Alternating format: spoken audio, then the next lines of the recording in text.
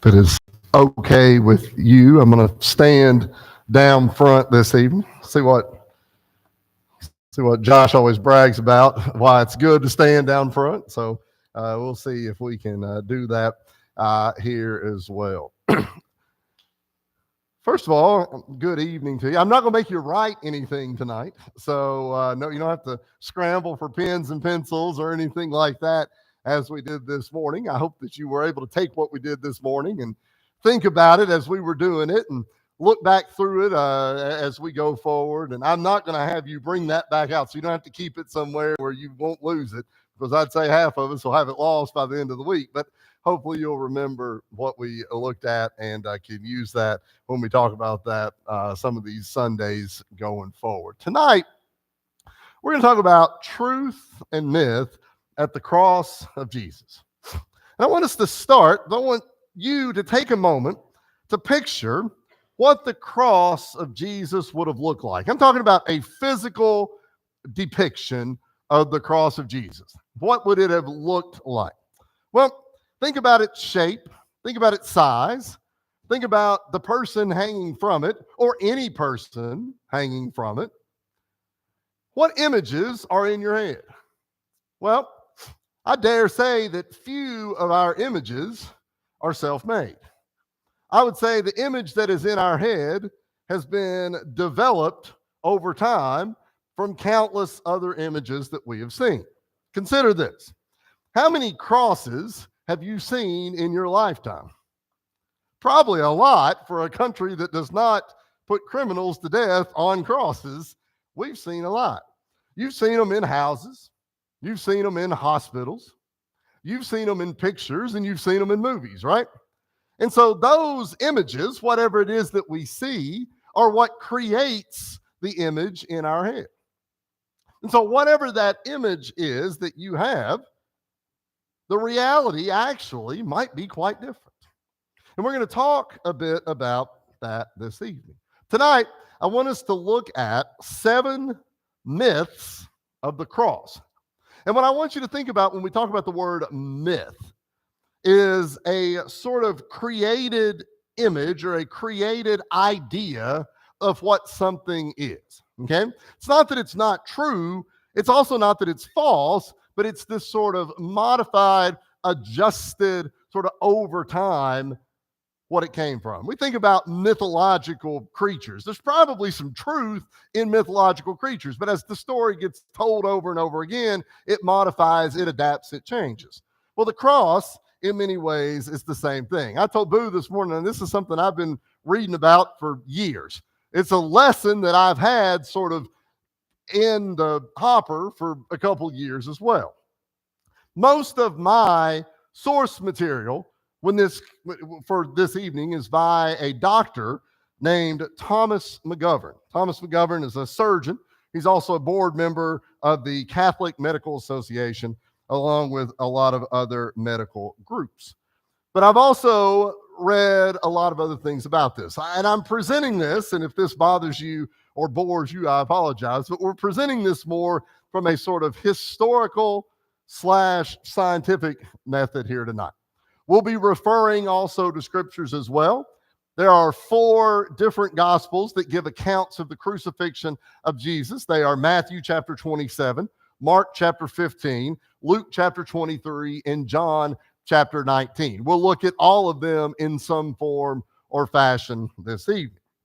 Our goal is to learn a bit more about what Jesus experienced on the cross, but also not develop a false impression based on artistic renderings or writings or other things that came many times hundreds or even close to 1,000 years after the fact. So we'll look at 7 things this evening. It's possible that you know some of this. That's fine if you do. It's possible that we'll learn some things for the first time. It's also possible that you may have a contention with some of these things, and that's possible, and that's fine as well. Okay? Myth number 1. Jesus carried a complete cross made of 2 pieces of wood. You sometimes see people that sort of reenact Jesus carrying the cross. It's fine. I don't know if it's necessary, but it's something that people do. But you will almost always see a person carrying a cross, sort of like the cross that's probably in your head right now. Only John mentions Jesus carrying a cross. John chapter 19, verses 16 through 18, we read, Then delivered he, then delivered he him, therefore, unto them to be crucified. And they took Jesus and led him away. And he, bearing his cross, went forth into a place called the place of a skull, which is in Hebrew called Golgotha, where they crucified him, and two others with him, on either side one, and Jesus in the midst. Matthew, Mark, and Luke all say that Simon of Cyrene was compelled to carry the cross for Jesus. No matter who carried the cross, no matter how long they carried it, that doesn't really matter. But no one in antiquity, I will use that term quite a bit tonight. Antiquity means about 2,000 years ago when Jesus was. The word antique is the same root there. So if you buy something at an antique shop, it may have been around 2,000 years, or it might just be junk somebody's wanting to get rid of. But nonetheless, that's not important for right now. But I'll use the word antiquity this evening. But no one in antiquity, in thousands of crucifixions, was reported to have carried a T-shaped cross. They only carried the crossbar. The image above is a man carrying a crossbar. Okay, we use the term crossbar quite often to talk about the goalpost on a football field, or the top part of a soccer goal. It's a piece that stretches across the top of it, and there's an above part and there's a below part. Many depictions of crucifixion mention condemned men carrying one piece of wood to a place where it was joined with another. We have to keep in mind that crucifixion of Jesus was a sad and tragic event. But crucifixion in and of itself was not an uncommon event. It was a common form of execution in this time period. And even today in the United States, where capital punishment is permitted, they try the best that they can to handle that in the best way possible. These were people that were experienced in crucifying people. Carrying the cross piece may have been common, but nobody was carrying a full-on T-shaped cross. Myth 2. Jesus' cross was shaped like a small letter T. When you were young, you learned how to write your letters, and you learned how to make the capital letters, and you learn how to make the small letters. The uppercase and the lowercase might be terms. And that picture that you see right there is probably the image that you have in your head about a cross, because that's the image that usually we get when it comes to a cross.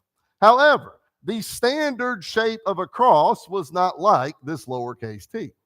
Instead, it was the uppercase t. Okay? Now think about that for just a second. The upright post, the one that went into the ground, the tall piece right there, that piece was likely a permanent fixture at crucifixions. The victim was attached to the crossbar, which we're carrying, and raised onto the upright post. Some of my fondest memories, and by fondest, I'm using that term sarcastically, some of my fondest memories of being young was having to dig post holes. And we didn't do it very much, but every time we did it, it went awful. All right? You know what post hole diggers are like. You got to drive that into the ground. Drive it harder. Okay, drive it harder than that. That's not how it works, right? And you dig into that, and then you pull out, and there's nothing there. It broke. It's terrible, all right? But nobody likes to dig post holes just for the fun of it, right? And if you've got those post holes dug, and you're going to put that post in, we're going to leave it there. How often would you have to dig holes if you crucified in the numbers that Romans did? It wouldn't make sense to plant this in. And keep in mind, this is a cross that's got to carry a person that's probably somewhere between 120 and 160 pounds every single time. We can't put a new post in because the minute you put it in, it's going to fall over, but it's got a permanent spot right there. Crucifixions happen at such a regular occurrence, especially in the world where Jesus was living in, that was permanently there. I read quite a bit through history, and Boo and I, we kind of had like a similar time period. But in the 14 and 15 and 1600s, people would be hanged for their crimes. And they would always talk about, they would build a gallows. That's where they would hang people.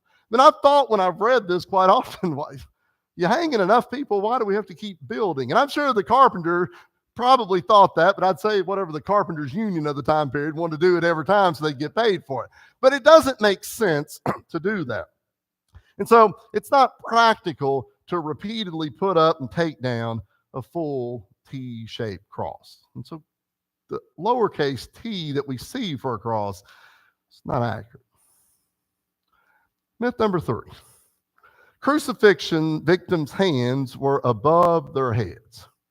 This is a picture, and all these are just artistic renderings that I have, but you occasionally will see pictures of crucifixion of Jesus with his hands above his head like this.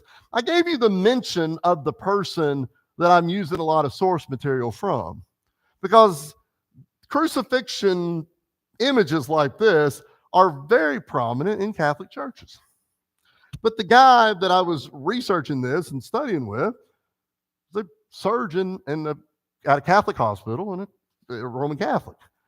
And he said that it took him a long time to accept the fact that a lot of the images that he had seen his whole life probably weren't accurate for what it was. This image right here that you see here, this is a fairly new image.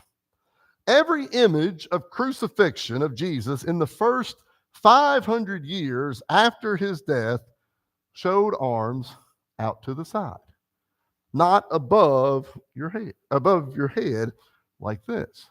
There are images that survive from post-Jesus, but 1,500-ish years ago.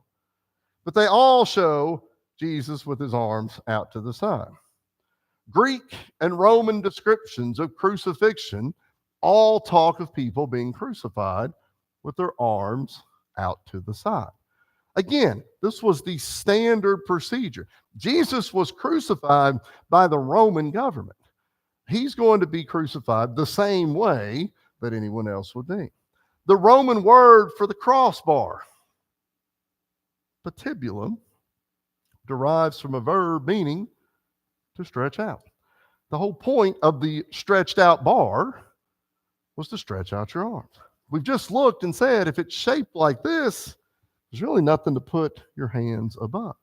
So this image has come to be accepted by some as sort of the image of what Jesus' crucifixion would have looked like.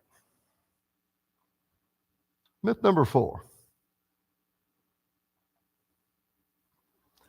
Myth number 4.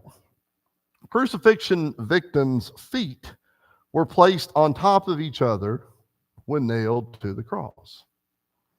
I want you to think about this for a second. If you look at this picture, these are feet over top of each other, all right? And again, these are artistic renderings, but you can see one foot laid over another. There's nothing that looks like it would hurt more than this right here. This is an image that looks like it would hurt. The first time that Jesus was depicted in art or writing with feet on top of each other was in the 12th century, little over 1,000 years after Jesus had been put to death. This image is not accurate for the way people would have been crucified. Now, what I think we do see is during the Middle Ages, 900 to 1500, give or take. You also saw the emergence of things that were called passion plays.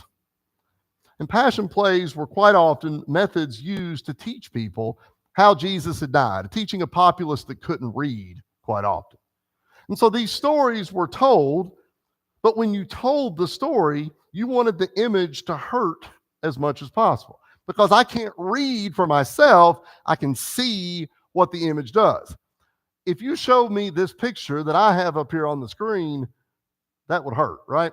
Think about that happening to your feet right now. Now, I'm not here to make light of what happened to Jesus. I don't mean that. But the method of telling the story was modified over time. but we see no image of people's feet being nailed through like this. There are some images, and they have actually found they found a skeleton with a bone. It's a bit hard to describe it, but sort of through the ankle bone, sort of as a sideways turn. It's not of Jesus, but of somebody else. That feels like it hurts as well. It was interesting to note, though, this doctor, he said that you can actually stick something through bone because our bones, while hard, are also in many ways soft. And you can go through the bone and it not actually break the bone. Think about when you maybe have heard of people who have been injured and they put rods and those kinds of things in there as well. That's not necessarily the point of this, but I did want to mention that just a bit. Coincidentally, the Gospels don't really talk about Jesus being nailed to the cross. You ever thought about that? They talk about Jesus being crucified. We don't really see nails. Let me give you an example. In Mark 15 and verse 24, it said, when they crucified him, they divided his garments, casted lots for them to determine what every man should take. John 19, verse 23 says, and the soldiers, when they crucified Jesus, took his garments and made 4 parts, and each soldier a part, and also the tunic. Matthew 27, verse 35 and 36 says, they crucified him, divided his garments, casted lots, sitting down, they kept watch over him there. Luke 23 and verse 33, and when they'd come to the place called Calvary, there they crucified him and the criminals, one on the right hand and the other on the left. They use the word crucified. They don't talk about nails. Now, it's at the end of the Gospel of John, the only place where you see the story of Thomas, who requests to see the holes in his hand. Paul actually will make reference to nailing of the cross in both the book of Galatians and the book of Colossians as well. But I found that interesting while studying this, that we just sort of assume that all of this is in the Gospels, but they don't really talk about that. They just use the word crucified. But you also see that the word crucified is what was used to describe the 2 men that were beside Jesus there as well. Myth number 5. Went the wrong way. Myth number 5. Wine mixed with myrrh was given to crucifixion victims to reduce their pain and suffering. In Mark chapter 15, verses 33 through 37, we read, now when the 6th hour had come, there was darkness over the whole land until the 9th hour. And at the 9th hour, Jesus cried out with a loud voice, saying, Eloi, Eloi, lama sabachthani, which is translated, my God, why have you forsaken me? We've all heard these scriptures before. Some of those who stood by when they heard said, look, he is calling for Elijah. Then someone ran and filled a sponge full of sour wine, put it on a reed, and offered it to him to drink, saying, let him alone. Let us see if Elijah will come take him down. And Jesus cried out with a loud voice and breathed his last. Each gospel, all 4 of them, make some mention of this incident. Typically, translations, depending on what you read, will refer to this as wine mixed with myrrh. Sometimes it's referred to as vinegar in the translation, whatever it might would be. I want to talk about myrrh for just a second because I think we all know what vinegar is. But myrrh was a sort of gum resin, all right? And it was made from trees. We have resin made from trees even to this very day. It was used for medicine, used for perfume, used for incense. Remember, that was one of the gifts that was brought when Jesus was born. I would imagine that it could have been used for any of those things, probably would have been used for a number of other things as well. Myrrh actually could be used as a wine preservative, but only just a very little. Only just a very little. Myrrh in any large quantity, in the description that I read, said myrrh in a large quantity would make the wine as undrinkable as vinegar or gasoline. Think about vinegar and gasoline. You probably have both in your house. How much of that would you want to drink? Probably none, right? Even the slightest tip on your finger onto your tongue, you'd probably be sick for the rest of the day just by drinking that. It wouldn't have reduced suffering. It actually would have had the exact opposite effect. Remember, when Jesus was hanging on the cross, they were mocking and torturing Jesus. They were mocking and torturing him. There wouldn't have been much desire to ease his suffering. As we just read right there, they said, look, he's calling for Elijah. And they shoved this up to him. Let's see if Elijah will come and get him. Those are not the words of somebody, comforting and smoothing over what had took place. Myth 6. Roman soldiers regularly broke crucifixion victims' legs to hasten their death. John chapter 19 mentions the breaking of legs. It's the only gospel that mentions this. Matthew, Mark, and Luke do not mention it. John 19 does. If you'll turn to John 19, verse 31 to 33, we read, "Therefore, because it was the preparation day, that the body should not remain on the cross on the Sabbath, for the Sabbath was a high day, the Jews asked Pilate that their legs might be broken and that they might be taken away. Then the soldiers came and broke the legs of the first and the other who was crucified with him. But when they came to Jesus and saw that he was already dead, they did not break his legs." Gospel of John here presents a sort of unique situation. It shows the Jewish leaders requesting the breaking of legs to get the bodies off the cross by sunset. Preparation day was preparing for the Sabbath, which meant a lot to the Jewish people, but would have meant very little to the Roman authorities who were executing. That was just the day that those people did their thing, whatever it might would be. There are no other reports of breaking legs of crucifixion victims in Roman times. Neither Matthew, Mark, or Luke mention it. However, it was an actual Roman punishment. Capital offenses or murders, but it could also be used in times for non-capital offenses as well. So it was a form of punishment that they were familiar with, but not necessarily a form of punishment that always went hand in hand with people on the cross. Breaking leg bones does lead to a significant blood loss, and it can lead to death. So it makes sense that this request here would have been made.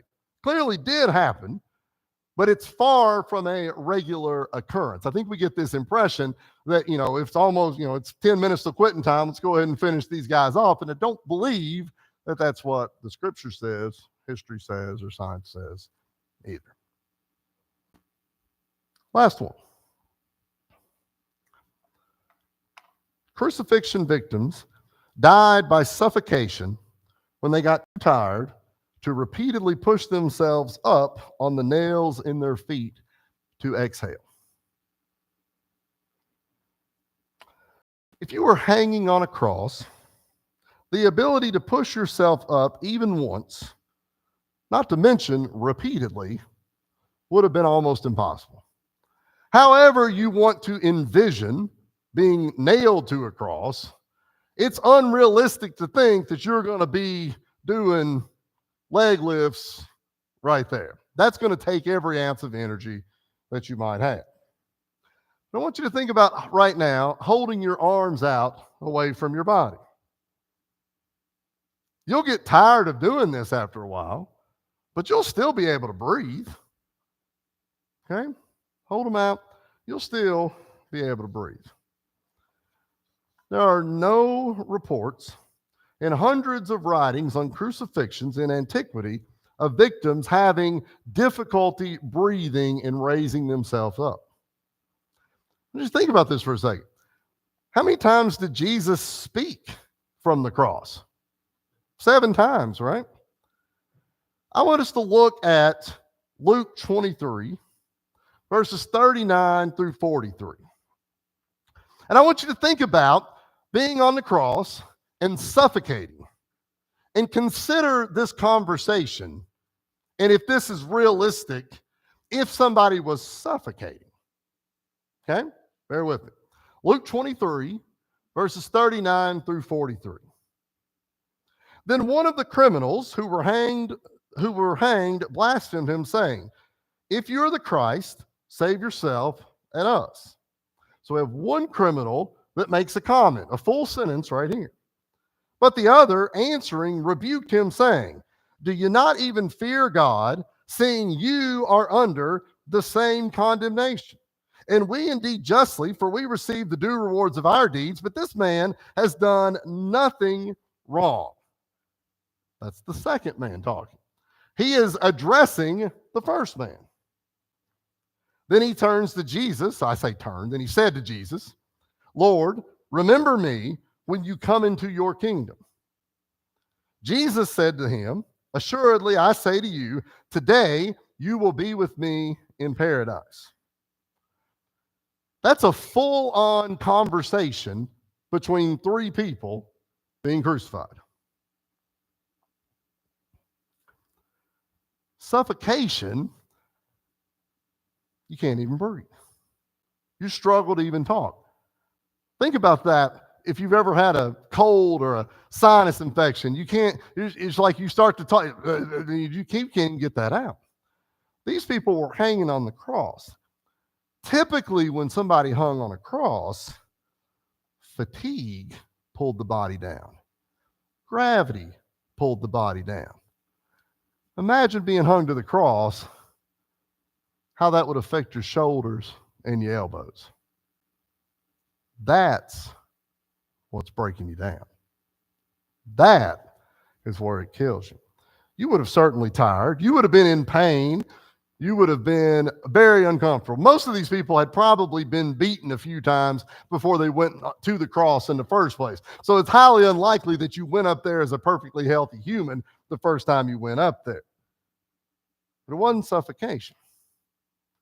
Let's go back to what we read just a few moments ago, but we're going to go to Matthew 27 real quick. Matthew 27 and verse 46. The Bible says that at the 9th hour, as we said a moment ago, Jesus cried out with a loud voice, saying, my God, why have you forsaken me?" And then he breathed his last. That would be really difficult to do if one was suffocating. But over time, the pain of this, you see Jesus, just as any other crucifixion victim would have been doing, was a gradual death there upon the cross.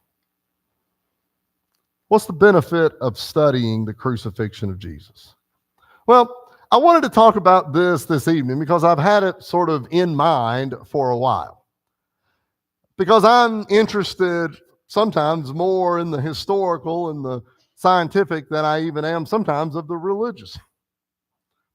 But I wanted us to think about this and to consider that a lot of what we come to sort of associate with it is sometimes sort of made up.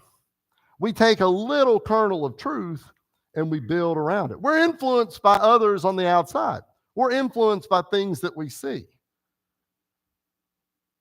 The cross was a demonstration of God's love for us. None of the 7 things here really matter. What matters is that Jesus went to the cross. The cross paves a way. It opens up a path for forgiveness of sins, for reconciliation with God, and for eternity in heaven. No matter the artistic liberties taken over the years, and there have been many, we've looked at them this evening. Over time, the stories have modified, the stories have changed. We've come to accept many of the stories as fact when we found in the scriptures that many times it's not even mentioned what we saw. The important thing is that Jesus went to the cross so we could be saved. Too often, the cross becomes a focal point and a centerpiece. The cross was the method of execution. The cross was a common occurrence for people who lived at this time. Jesus' death, burial, and resurrection was something that no one had seen before. That's the difference in myth and fact. If there's anything that we can do for you this evening, we invite you to come while we stand and sing.